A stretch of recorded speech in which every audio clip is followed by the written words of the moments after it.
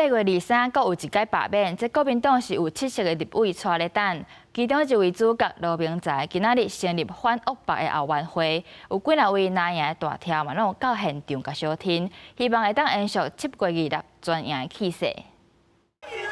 股权是赖清德造成的啦。支持者蓝国旗大声话无同意罢免，炒热现场的气氛。第726第一波罢免，823还有第2波罢免，国民党有7个立委面临罢免挑战。哪位罗明才7日举行反恶霸后援会成立大会？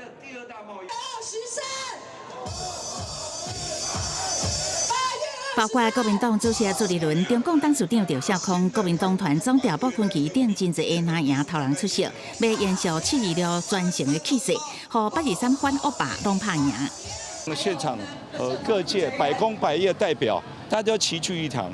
他们要表达的一个心理是说，让我们放下战争的一切，让我们重新找回台湾人的希望。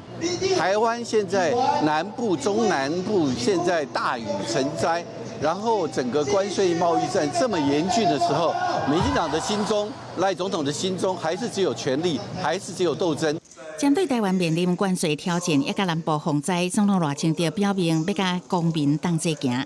立委嘛讲823一定要赢，爱精准罢免。朱立伦批评赖清德心中敢若斗争，台北市长邱万安嘛大声批评赖政府没收旧年的选票。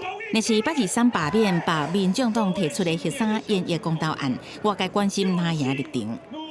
我想，党团我们两党之间都有共识哦，我们就会一起都来支持公投案，还有反罢免。那只要在安全无虞、专业判断没有问题底下，那该严厉就要严厉。人民最重要的是国家安全。 周万安侯友宜拢表明支持13演绎，侯友宜强调核电是好选项，若被第726罢免合作得到成果，823罢免搁再展现合作的势面。记者采访报道。